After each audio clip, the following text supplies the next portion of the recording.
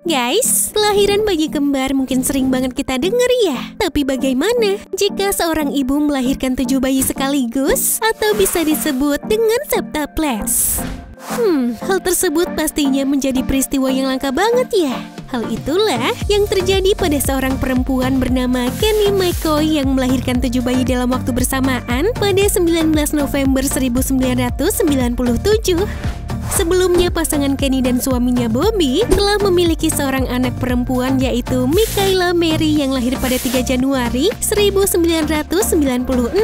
Mereka pun ingin menambah momongan dalam keluarga ini. Ketika usia kehamilan masih muda, dokter sempat memberikan pilihan kepada pasangan ini untuk melanjutkan kehamilan atau mengurangi jumlah bayi di kandungannya karena kemungkinan untuk hidup yang kecil. Tapi mereka tetap bersikeras untuk mempertahankan bayi kembar 7-nya itu. Mereka adalah Kenny, Alexis, Natalie, Kelsey, Nathan, Brandon, dan juga Joel. Yang akhirnya lahir secara prematur dengan berat ke-7 bayi ini berkisar antara 1 hingga 1,5 kilogram aja guys. Ajaibnya, mereka mampu bertahan hidup hingga saat ini loh. Meskipun 2 di antaranya yaitu Alexis dan Nathan lahir dengan cerebral palsy atau salah satu bentuk kelainan saraf otak yang membuat penderitanya sulit bergerak. Namun kondisinya itu tidak membuat Alexis dan Nathan putus asa untuk memiliki kehidupan normal seperti saudara-saudaranya yang lain. Kalau kalian penasaran bagaimana kehidupan mereka ketika dewasa setelah lulus SMA pada 2016 lalu dari Carlisle High School, Natalie, Kelsey, Nathan, dan Joel melanjutkan kuliah di Hannibal Lagrange University. Sementara Kenny dan Alexis kuliah di Des Moines Area Community College. Dan terakhir Brandon masuk Angkatan Bersenjata Amerika Serikat guys. Semoga sukses ya buat pilihan kehidupannya. Hihihi.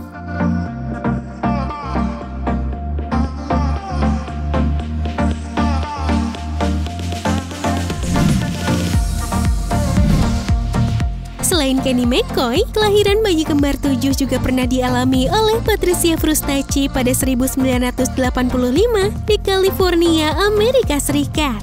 Namun nasibnya tidak seberuntung Kenny guys, karena 4 dari 7 bayi tersebut meninggal dunia.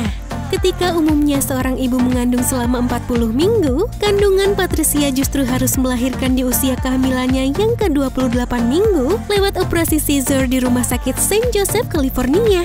Ketiga bayi yang selamat tersebut adalah Stephen, Richard, dan Patricia. Kedua contoh kehamilan tadi adalah sebagian kecil dari kehamilan multiple atau banyak dalam dunia medis. Kelahiran bayi ini tidak akan mungkin terjadi tanpa bantuan penuh pihak rumah sakit guys. Namun, bagaimana ya kelahiran kembar dapat terjadi? Dr. Jonathan Herman yang bekerja di Long Island Jewish Medical Center menyebut setidaknya ada 2 cara utama terjadinya kelahiran kembaran. Yang pertama disebut sebagai kembar fraternal, di mana ovarium wanita akan melepaskan 2 sel telur secara bersamaan. Sel telur tersebut dibuahi 2 sel sperma secara terpisah.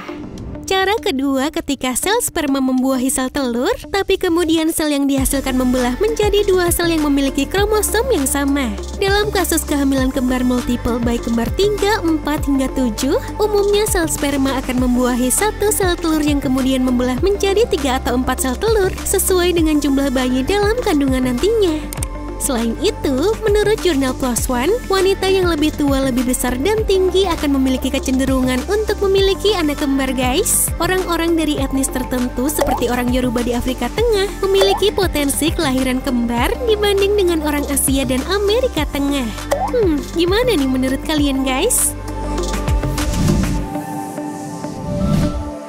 Buat Peanut Gang selalu perhatiin ya kalau orang tua, teman, atau kamu sendiri sedang hamil untuk periksa rutin ke dokter kandungan. Karena pasti tidak ada yang mau kan setelah melahirkan bayi, ternyata masih ada 2 bayi lagi yang berada di perut si ibu. Waduh, emang bisa ya? Tapi kalian gak salah denger ini guys. Seorang wanita di India bernama Arifa Sultana melahirkan bayi kembar yang hanya berjarak 26 hari dari kelahiran anak pertamanya. Ketika proses kelahiran anak pertamanya, dokter nggak menyadari kalau masih ada 2 bayi lagi di bagian uterus Sultana guys. Ketiga bayi ini pun diketahui dalam keadaan selamat meski lahir prematur. Semoga bisa jadi anak yang berguna deh. Hihihi. Ya guys, sekian dulu ya informasi yang dapat TSP bagikan kepada kalian semua. Tetap jaga kesehatan, sampai jumpa and have a nice day.